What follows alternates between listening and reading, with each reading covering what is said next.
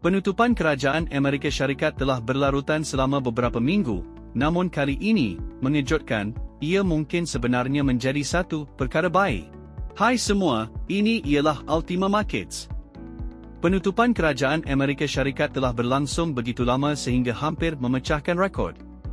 Ramai bimbang ia boleh merosakkan ekonomi Amerika Syarikat dan sejujurnya, mereka tidak salah. Skim sebabnya kebanyakan penganalisis kini menjangkakan drama politik ini akan berakhir seawal minggu ini, sekitar minggu kedua bulan November. Secara ringkas, semua pihak sudah kehabisan pilihan dan kesabaran. Tekanan kini berada di tahap maksimum. Bayangkan seperti periuk tekanan yang hampir meletup. Titik tekanan pertama ialah di ruang udara. Pengawal trafik udara dan kaki tangan keselamatan di lapangan terbang sudah pun terlepas gaji mereka. Jika mereka berhenti kerja, perjalanan udara di seluruh negara boleh menjadi huru-hara. Pada tahun 2019, inilah yang memaksa penutupan kerajaan ditamatkan, kelewatan penerbangan besar-besaran. Titik tekanan kedua ialah kehidupan rakyat. Ramai keluarga berpendapatan rendah bergantung pada program bantuan makanan seperti SNAP yang kini telah terganggu. Ini isu sosial serius yang boleh mencetuskan ketidakstabilan. Titik tekanan ketiga, dan paling langsung, ialah Kongres itu sendiri. Kaki tangan ahli parlimen sudah tidak dibayar.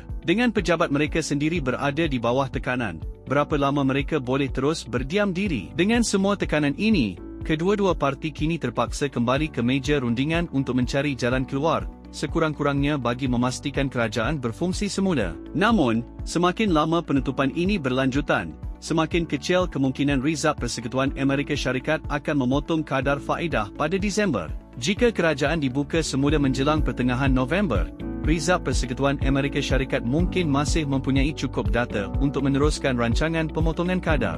Tetapi jika kebuntuan ini berlarutan hingga selepas Hari Kesyukuran, Thanksgiving, Rizab Persekutuan Amerika Syarikat akan beroperasi dalam keadaan terbang tanpa panduan dengan data ekonomi yang sangat terhad. Dalam situasi sebegitu, langkah paling selamat ialah menunggu, seperti yang dibayangkan oleh pengerusi Rizab Persekutuan Amerika Syarikat, Jerome Powell, pada akhir Oktober. Secara ringkas, kebuntuan politik ini bukan sekadar drama dalaman.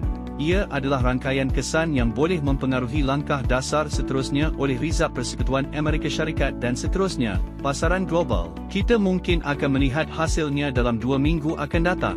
Itu sahaja untuk perbincangan hari ini. Apa pendapat anda? Adakah kerajaan Amerika Syarikat akan menyelesaikannya tidak lama lagi? Dan adakah Rizab Persekutuan Amerika Syarikat akan meneruskan pemotongan kadar pada Disember? Ini Ultima Markets. Jumpa lagi pada sesi seterusnya.